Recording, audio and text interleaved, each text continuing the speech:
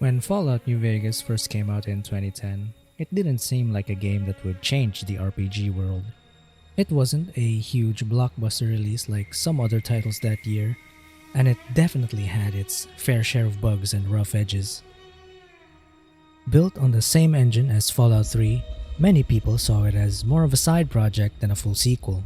But over time, New Vegas built a massive and loyal fan base. Bullshit! Bye. And for good reason. It did things that few games were doing back then, especially when it came to player choice, storytelling, and freedom.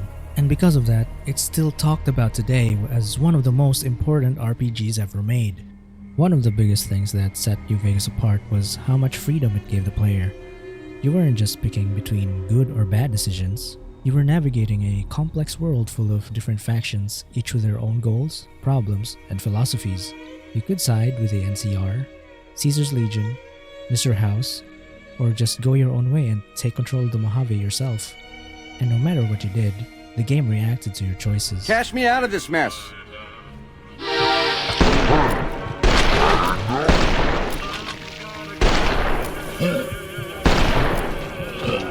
Characters remembered your actions, entire endings changed based on what you did, and even smaller side quests had multiple ways they could play out. This level of reactivity made the game feel personal. You weren't just watching a story, you were shaping it. Modern RPGs like The Outer Worlds, also made by Obsidian, Disco Elysium, and even parts of Cyberpunk 2077 clearly took notes from New Vegas' approach to choice and consequence. I hope and think so.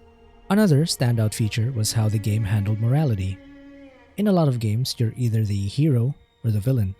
The NCR talked a lot about democracy and rebuilding civilization, but they were also stretched thin, corrupt, and sometimes careless. Well, most of the time actually.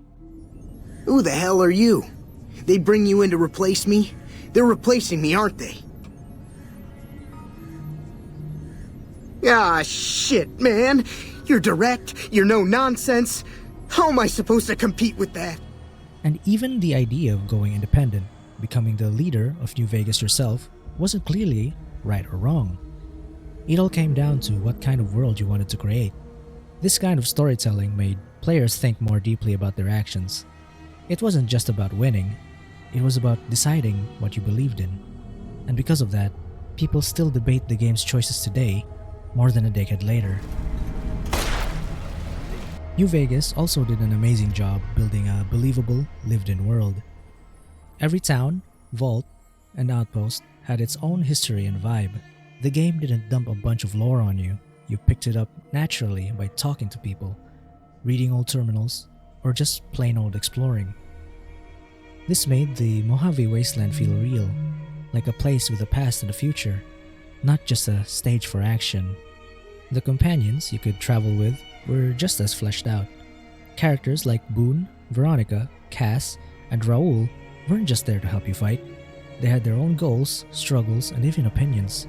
They'd talk to you about your choices, challenge your views, and sometimes even leave if they didn't agree with what you were doing. This added another layer of role-playing that made your journey feel unique. Mechanically, New Vegas gave players a ton of freedom in how to approach the game. You could build your character however you wanted. Maybe you were a smooth-talking diplomat, a stealthy sniper, or someone who just liked punching everything.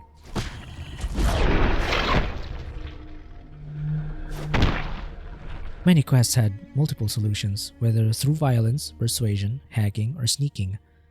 It rewarded creativity and thinking outside the box. This game also introduced hardcore mode, which added survival elements like needing to eat, drink water, and sleep. It wasn't for everyone, but it gave players who wanted a more immersive experience another way to engage with the world. This mode ended up inspiring similar features in other games like Skyrim's survival mods and The Witcher 3's difficulty tweaks. Even though New Vegas was rough around the edges when it launched, people quickly realized how special it was, and thanks to the PC modding community, the game has stayed alive and improved over time with fan patches, visual upgrades, and even entirely new content. To this day, it has one of the most active and passionate communities in gaming.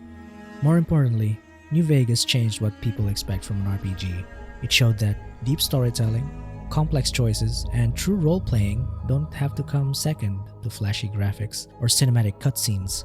It inspired other developers to take similar risks and raise the bar for how reactive and thoughtful RPGs could be. Fallout New Vegas may not have been the biggest or most polished game when it released, but it left a mark that few games can match. It reminded players and developers that choice matters, not just what you choose, but how the game reacts to it. It gives players the freedom to carve their own path and think critically about their decisions, and to shape the world around them. In doing so, it helped push RPGs forward in a way that's still being felt today. For many fans, New Vegas isn't just a great RPG, it's the RPG. Thank you for listening to my ramblings about this game I hold near and dear to my heart, and I hope everyone else does as well. I'm still gonna be posting shorts about random gameplay and such, and I hope I can make more long-form videos like these in the future, if my time allows for it. Thanks for letting me reach 1,500 subscribers, guys. I am really grateful. I adore each and every single one of you. Have a good one.